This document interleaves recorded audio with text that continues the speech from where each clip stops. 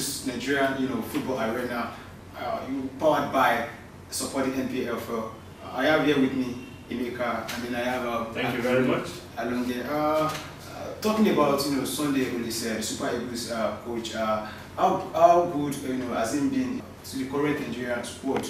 Well, I must register my displeasure at this point with the way Coach Sunday Oliseh has managed the senior men's national team. I think if we want to hack back down to the memory lane, we want to remember his time in the Super Eagles, both as a teenager during the USA 94 tournament, where I remember very well he had an altercation with Samson Siasia in training. I remember his time too as the team captain, when he had a running battle with the football authorities headed by the Director General of the National Sports Commission, Patrick Ekeji, as well as the later late sports minister, Ishaya Mark Aku. So I think he's a very hot-headed person. I noticed that even during his club career, he had an issue then with an Iranian player when he had booted him for a comment he made towards him. So I was expecting by this time, for someone that's as old as he is now, most of those issues about youthful exuberance would have been curbed. But I'm very, very disappointed to see that barely 2 matches into his tenure, the whole team seems like in a tizzy. The whole team seems like in disarray. A lot of players have actually complained about his man management style. He seems to be very rigid and inflexible. For starters, you have a player that actually went for an assignment and he comes home and he says he had an issue with he went to bury his mother, which happens to be one of the longest serving players in the national team. And then the best thing you could ever do is to hush him down, and it's very, very disrespectful. For me, I think his management style is very, very, very, very, very unprofessional for me. Well, you can see that again, that Sunday Oliseh management side, is unprofessional. Well, that's you. But to a lot of people out there, they still have some level of respect for him. I don't get what's your take on Sunday Oliseh, man management skills so far? I think to an extent, we should judge from the fact that the team itself needs some stern discipline, as the case might be. It's unfortunate that the scenario that played itself, at that point in time. But let's give the coach some level of respect. He's the head coach. He has actually laid down what he actually wants.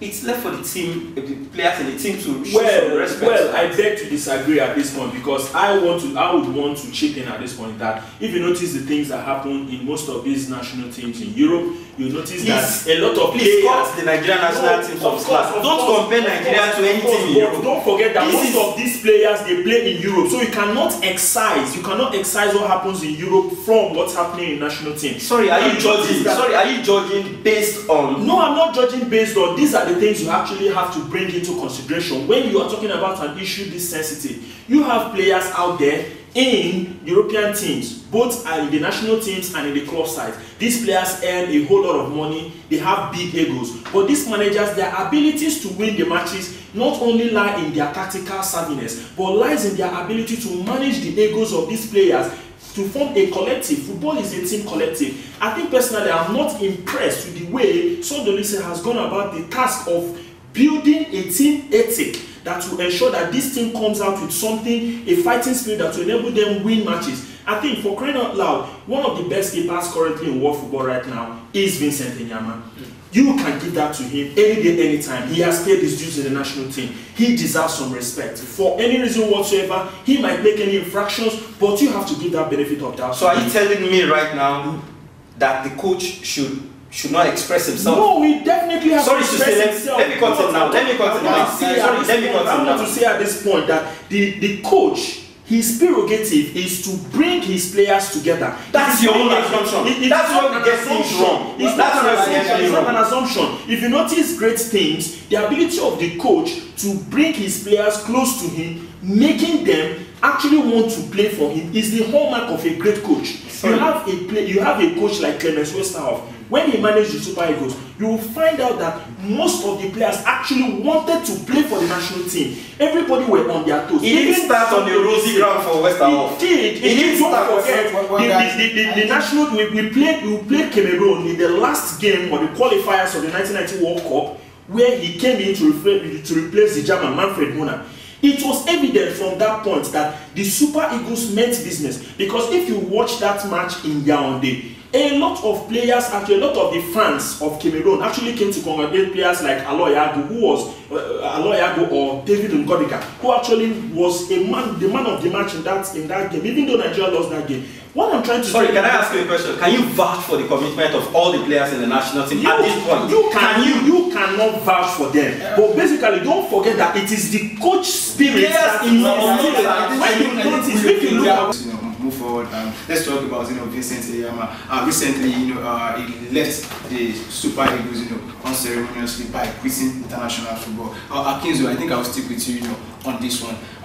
This is not, the best way for a player of Vincent Eyama caliber, to leave. To quit, international football. I think it deserves more than this. What's your take? Personally, it hurts. It hurts that such players that has given 13 years to the national team, left unceremoniously. He felt bad. It even got worse when I saw the comments of Emmanuel Emenike, especially going to social media to announce his retirement. Normally, these players, even if you've given just a year to the national team and you deem it fit to quit at any point in time, it's your right and your opinion must be respected. Of course. A planned exit would have worked well, but it's quite unfortunate. Eyama chose to go that route, and sincerely, it's not ideal to judge this situation from one side. Eyama gave his own, one-on-one account, and Sunday Oliseh gave his own account too. Yeah. But sincerely, as a team leader, Oliseh has his own, question marks here and there. But sincerely, the player in question also have their own that point that he got things wrong. But however, leaving unceremoniously isn't good for the national team, for the country as a whole as well.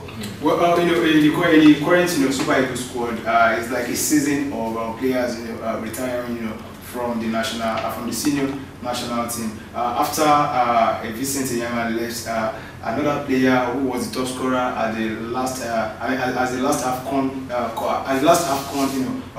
Nations Cup that Nigeria won with Coach Stephen Keshi, and then he has been fantastic for Nigeria. But then after Stephen Keshi left, this guy has been finding it difficult to find the back of the net, and then now he announced his retirement. Don't you think he was just trying to save himself from some embarrassment? Well, I for one, I was not impressed with Emmanuel Emenike. Emmanuel Emenike reminds me of Daniel Amokachi with his power playing style. He has this ball. Daniel Amokachi has purpose with his power playing style. Same goes with Emenike. When does it stop? You don't say. You don't forget that Amokachi did not score any goal in Tunisia '94. But his impact in that competition could not be underestimated, because you know that it was his influence that ensured that Rashidi Ekini emerged that competition as the highest goal scorer. We all remember that the only goal he scored in that competition was in the semi-final against Ivory Coast, and it was a penalty. So we could have a player like Emenike whose industry ensures that the defenses of every of the team does not give them opportunity to breathe. And these are the things that ensure that a team is carved open. The opponents are carved open for your players to score. So I think that Emmanuel Emenike's retirement was quite premature. A player might not score, but his contribution to the team goes beyond goals.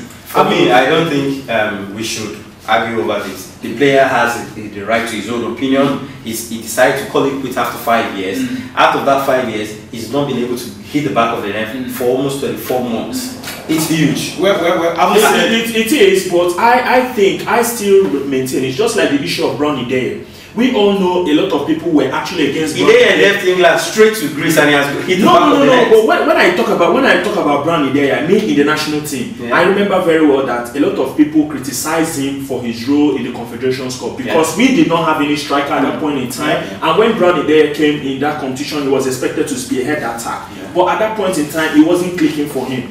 But fast forward a number of a couple of weeks or months time, he was a free scoring striker. So I think strikers get to have times when it's not working out for them. But I think I agree with you. Yeah. I haven't said all of these things. Coach Sunday Oliseh right now is currently down with an ailment. I think we need to wish him some. Most definitely. So it's a wrap on today's edition of Nigerian Football Arena. Join us, next edition next time. Thank you very much. Thank you.